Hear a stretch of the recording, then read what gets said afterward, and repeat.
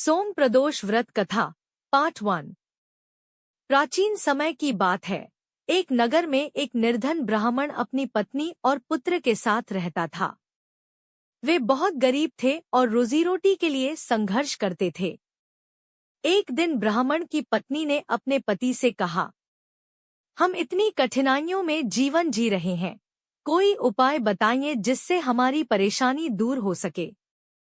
तभी उसी नगर में एक संत महात्मा पधारे। ब्राह्मण दंपति उनके पास पहुंचे और अपनी परेशानी बताई। संत ने कहा, यदि तुम सच्चे मन से भगवान शिव का सोम प्रदोष व्रत करोगे तो तुम्हारी सभी समस्याएं दूर हो जाएंगी। संत की बात। सोम प्रदोष व्रत कथा पार्ट 2।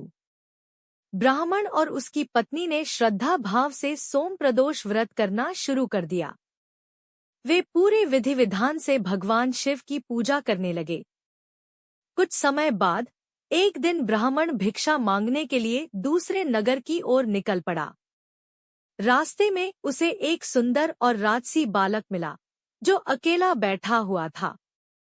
ब्राह्मण ने उस बालक से पूछा, बेटा, तुम कौन हो और यहाँ अकेले क्यों बैठे हो? बालक ने बताया कि वह एक राजकुमार है और रास्ता भटक गया है। ब्राह्मण उस राजकुमार को अपने साथ घर ले आया और उसकी देखभाल करने लगा।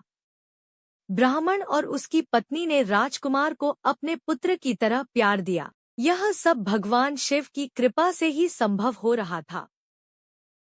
ब्राह्मण और उसका परिवार राजकुमार की देखभाल करने लगे।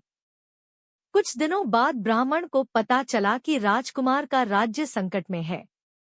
राजकुमार की माता पिता उसे ढूंढ रहे थे, लेकिन नगर का राजा युद्ध और परेशानी में उलझा हुआ था।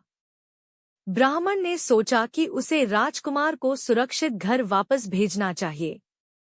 उसने अपनी पत्नी और पुत्र के साथ योजना बनाई कि किस तरह राजकुमार को उसके माता पिता तक पहुंचाया जाए। तभी भगवान शिव ने ब्राह्मण को स्वप्न में आकर आशीर्वाद दिया, भक्तों की सेवा करने वाले को मैं कभी अकेला नहीं छोड़ता, सब कुछ ठीक होगा। ब्राह्मण और उसका परिवार राजकुमार को सुरक्षित उसके माता पिता तक पहुंचा दिया। राजकुमार के माता पिता बहुत प्रसन्न हुए और ब्राह्मण दंपति को धन, सम्मान और वरदान दिया। भगवान शिव की कृपा से ब्राह्मण और उसकी पत्नी की सारी कठिनाइयां दूर हो गई। उनका परिवार खुशहाल हो गया और वे हर वर्ष सोम प्रदोष व्रत बड़ी श्रद्धा से करने लगे। इस प्रकार भक्तों का श्रद्धा और सेवा कभी व्यर्थ नहीं जाती। भगवान शिव की कृपा हमेशा उनके साथ रहती है।